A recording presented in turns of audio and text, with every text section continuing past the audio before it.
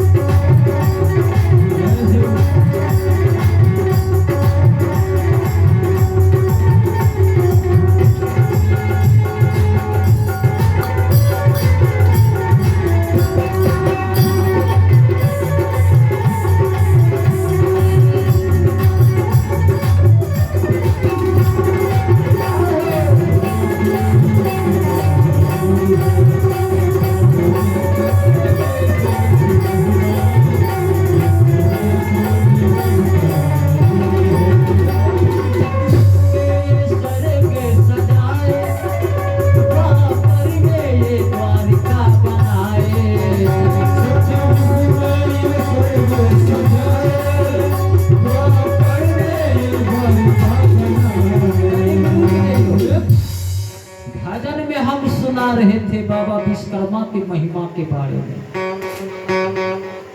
सतयुग में ये स्वर्ग सजाए, द्वापर में ये द्वारिका बनाए। हमारे बाबा विश्वकर्मा सतयुग में स्वर्ग से सजाए हुए थे। सतयुग में साधु संत महात्मागण राजा महाराजागण खुले आम आकाश के नीचे सो जाया करते थे, जंगलों में सो जाया करते थे। लेकिन इस घोर कलयुग में हम और आप यदि चार दीवारी के अंदर भी सोए हुए रहते हैं ना, तो भय के मारे अंदर से दरवाजा को बंद कर देते हैं। जिस ताला को तिजोरी में लगाते हैं उस ताला के ऊपर भी विश्वास नहीं है। ताला तो मार देते हैं लेकिन ताला को खींच करके देखते हैं लगा कि नहीं लगा है।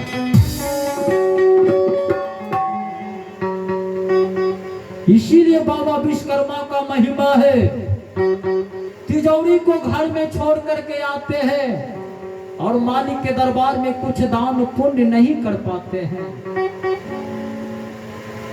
और बाबा विश्वकर्मा के दरबार में बड़े ही उदार हृदय के साथ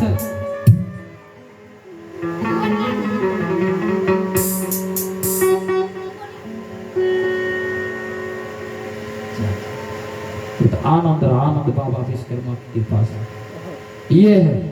Shivam DJ and tent house, ग्राम रामपुर टोला, ग्वालपाड़ा, मधेपुरा, जिला मधेपुरा। प्रोफेसर इंदल कुमार शर्मा,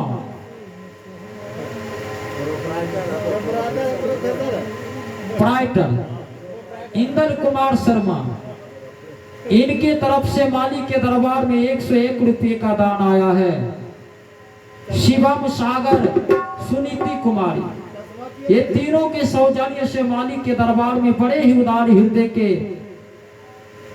बड़े ही उदार हृदय के साथ मालिक के दरबार में 101 रुपये का दान आया है। जो जिस भाव से मालिक के दरबार में दान दे रहे हैं, बाबा विश्वकर्मा उनके मनोकामना को पूर्ण करे। ये हारमोनियम जो देख रहे हैं, ये किनके कृपा से बना हुआ है? तो बाबा विश्वकर्मा की कृपा से। ये जो नाल देख रहे हैं, किनके कृपा से बना हुआ है? बाबा विश्वकर्मा की कृपा से। ये जो बिल्डिंगे देख रहे हैं, किनके कृपा से बना है? तो बाबा विश्वकर्मा की कृपा से। एक गिलास पानी भी पीते हैं तो बाबा विश्वकर्मा का बनाया हुआ गिलास में पानी पीते हैं। एक थाली भोजन भी करते हैं तो बाबा विश्वकर्मा के बनाए हुए थाली में भोजन करते हैं। जहां पर भोजन बनता है, बाबा विश्वकर्मा का बनाया हुआ चूल्हा है। भगवान भोलेनाथ बाबा विश्वकर्मा को वरदान दिए कि जाओ विश्वकर्मा, हम तुम्हें 17 सितंबर को पूजा का वरदान देते हैं और तुम्हें संसार में रचना करने का वरदान देते हैं कि तुम्हें ही संसार का रचना करना है, संसार के लोगों का पूर्ति करना है। हम और आप जी रहे हैं बाबा विश्वकर्मा के बनाए हुए वस्तु से। कहा गया है द्वापर में ये द्वारिका बनाए। जब सुदामा जी भगवान श्री कृष्ण चंद्र जी के पास गए तो भगवान श्री कृष्ण चंद्र जी सुदामा जी के हालत को देख करके, मित्र के दुखे जिना हो ही दुखारी, तिन्हें बिलोकत पातक भारी। मित्र के दुख देना हो ही दुखारी, तिन्हें बिलोकत पातक भारी। जो मित्र के दुख को अपना दुख नहीं समझता है, जो मित्र को दुख में मदद नहीं करता है, वह मित्र नहीं वह दुश्मन है। वैसे मित्र के मुख देखने से भी पाप लगता है। आज हमारे भगवान श्री कृष्ण चंद्र जी सुदामा जी के दुख को देख करके बाबा विश्वकर्मा जी का आह्वान करते हैं। बाबा विश्वकर्मा जी भगवान श्री कृष्ण चंद्र जी के सामने में प्रत्यक्ष रूप में खड़े हो जाते हैं और भगवान को प्रणाम करते हुए कहते कि प्रभु मेरे लिए आदेश कीजिए, मेरे लिए आदेश कीजिए प्रभु। तो भगवान श्री कृष्ण चंद्र जी कहते कि हे विश्वकर्मा, जाइए, जिस प्रकार मेरा द्वारका भवन है, जिस प्रकार मेरा राज भवन है, उसी प्रकार का राज भवन हमारे सुदामा जी को बनाया जाए। इतना जब सुदामा जी सुनते हैं, सुदामा जी कहते कि हे प्रभु, अभी जो आपने तंदुल को ग्रहण किया था वह मेरा तंदुल नहीं था, वह तो नगर निवासी का दिया हुआ तंदुल था। मेरी धर्म पत्नी सुशीला ने भिक्षा के रूप में मांग कर आपके लिए पोटली बनाकर बड़े ही प्यार के साथ, बड़े ही भाव के साथ आपके लिए संदेशा के रूप में भेजा था प्रभु। और आप हमें राजभवन प्रदान करना चाहते हैं। यदि आप हमें राजभवन प्रदान करना चाहते हैं तो पहले मेरे नगर निवासी को राजभवन प्रदान कीजिए। उसी समय भगवान कृष्ण बाबा विश्वकर्मा से कहते कि हे विश्वकर्मा, जाओ सुदामा जी के नगर निवासी को पहले राजभवन प्रदान करो, उसके बाद ही मेरे मित्र सुदामा जी को राजभवन प्रदान कर दीजिएगा। बाबा विश्वकर्मा जाकर के वृंदा नगरी में सुदामा जी के पूरे नगर निवासी को राजभवन प्रदान करते हैं। तो यह है बाबा विश्वकर्मा जी की महिमा। सतयुग में ये स्वर्ग सजाए,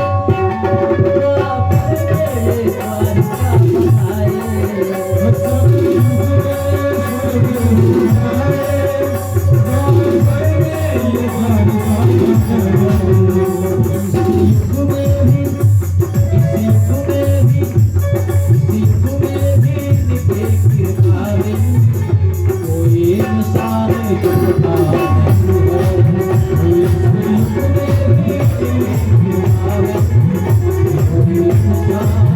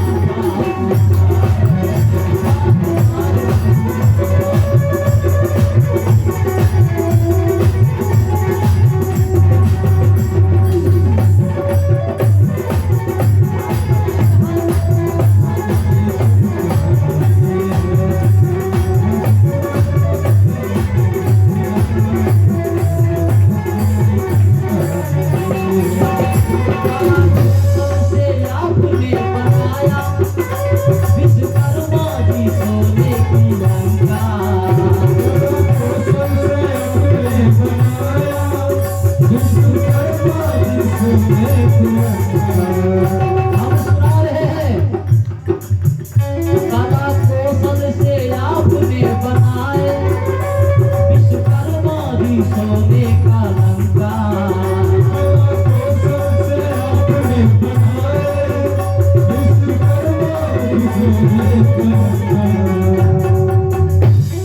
एक समय माता पार्वती भगवान शिव से निवेदन करने लगी कि प्रभु आप हमें नहीं चाहते हैं, प्रभु आप हमें नहीं चाहते हैं। तो महादेव जी कहते कि हे भवानी, हम आपको चाहते हैं। कौन कहता कि हम आपको नहीं चाहते हैं? हम आपको चाहते हैं। माता पार्वती कहते कि हे प्रभु, यदि आप हमें चाहते ना, तो आप तो पूरे संसार के रहने वाले लोगों के लिए राजभवन का निर्माण करवा दिया, खाने के लिए सुंदर सुंदर भोजन का प्रबंध कर दिए, और मेरे लिए सोने के लिए आकाश, पर्वत के ऊपर सोना पड़ती है, मेरे लिए कोई रहने का जगह नहीं। हे प्रभु, यदि आप हमें चाहते हैं तो मेरे लिए भी स्वर्ण का लंका बनवा दीजिए। उसी समय भगवान भोलेनाथ बाबा विश्वकर्मा का आह्वान करते हैं। बाबा विश्वकर्मा आते हैं और महादेव जी को प्रणाम करते हैं कि प्रभु मेरे लिए आदेश दीजिए। भगवान भोलेनाथ कहते कि हे विश्वकर्मा, जाओ करके सोने का लंका निर्माण करो। भवानी के लिए स्वर्ण का लंका निर्माण करो। आदेश पाते ही बाबा विश्वकर्मा तत्क्षण में ही स्वर्ण का लंका निर्माण कर देते हैं और उद्यापन करने के लिए विशेषर्वा मुनि को बुलाते हैं। जब उद्यापन हो गया तो भगवान भोलेनाथ कहते कि हे पंडित जी, दक्षिणा मांगिए। दक्षिणा में क्या लेना चाहते हो? विशेषर्वा मुनि दोनों हाथ जोड़ करके कहते कि प्रभु, हमें आपका दर्शन मिल गया है, समझ लीजिए कि हमको सब कुछ मिल गया है। बगल में ही तो केकसी बैठी हुई है, विशेषर्वा मुनि की धर्मपत्नी। केकसी से बर्दाश्त नहीं होती है। केकसी विशेषर्वा मुनि से कहते हैं, आप चुपचाप रहिए, आपको मांगने के लिए नहीं आता है तो चुपचाप रहिए, हम आपके बदले में भगवान शिव से मांग लेंगे।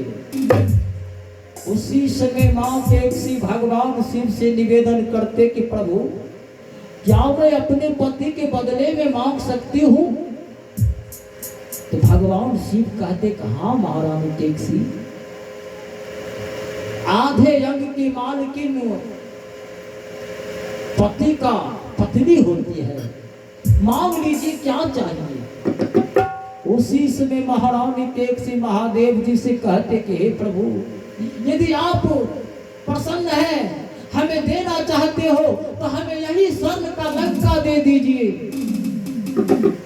भगवान भोलेनाथ तो मुस्कुरा रहे हैं और माता भवानी क्रोध के मारे मां केकसी से कहते कि केकसी, जाओ, तुम और तुम्हारे पति इस स्वर्ण के लंका को सुख को भोगेगा, लेकिन तुम्हारा जब पुत्र रावण आएगा